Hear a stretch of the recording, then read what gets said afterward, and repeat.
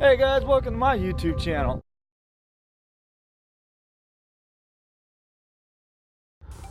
What's up, fuckers?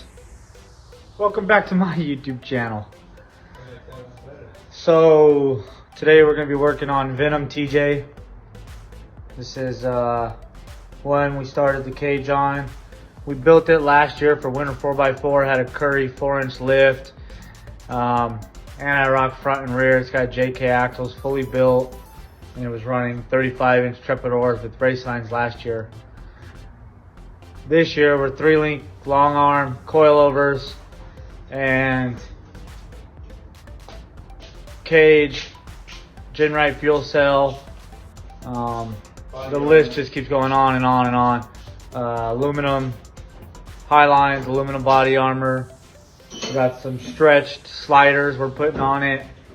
So it'll be a big project. We got about 2 months to get it done, get it out tested, and then off to paint. So right now we're debating on the Patagonians in 38s or running trepidors again in 37s. So I think today we're gonna work on cutting all the brackets off the frame, getting everything ready, cleaned up. That way when I get the 3-link and dual triangulated rear, we can start getting the brackets on and getting everything in place. And then once we get done with those, we'll be able to start putting the aluminum high lines on it. We got the inner fender mounting kit, which is the battery box and the bracket for the other side for the inner fender. So I don't want to put all that shit on until the frame's fully cleaned up and everything's done. So I think that's what we're going to tackle today. At least that's the plan. So let's get busy.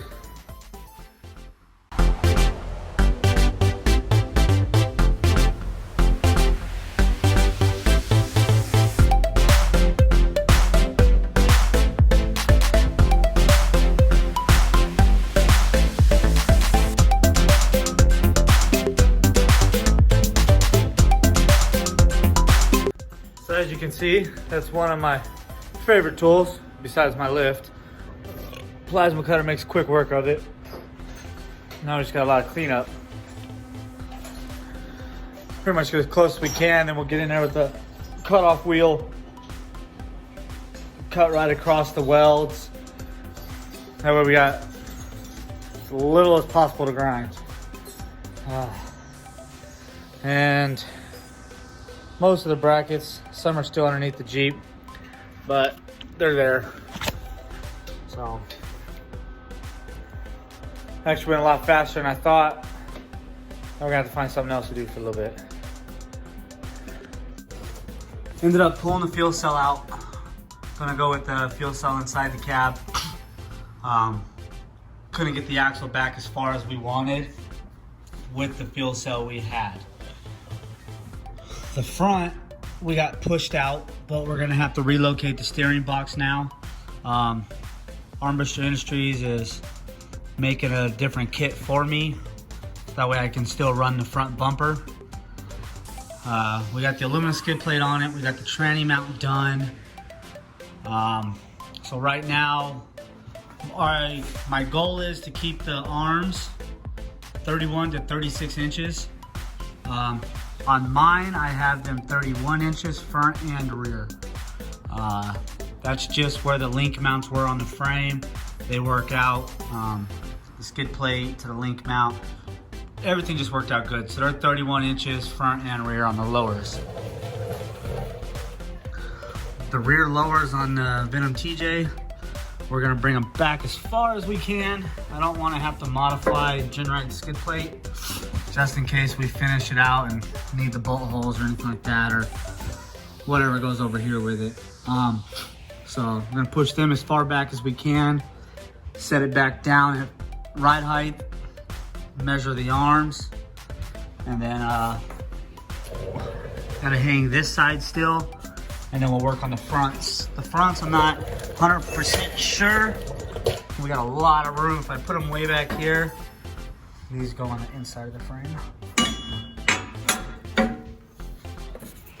Obviously, if we go all the way back, our arms are gonna be 50 something inches long, 40 to 50 inches long, and that's longer than I want. So we'll get them up here. Probably be right in this area here. I believe the last one I set up was right in this area.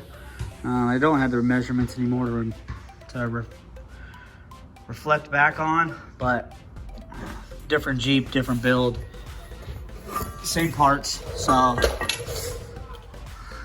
the axle is right where it needs to be.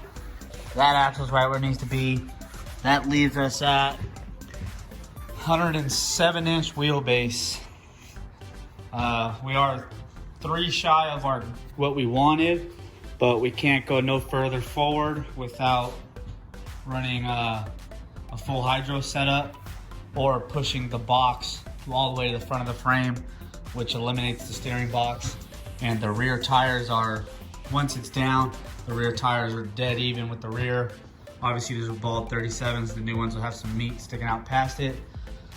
So we'll get some shit tacked in place, some measurements, and hopefully Monday I'll have the measurements sent over, and next week we'll have all the link arms in place. So at least hopefully by the time you guys are seeing this video, all that'll be done.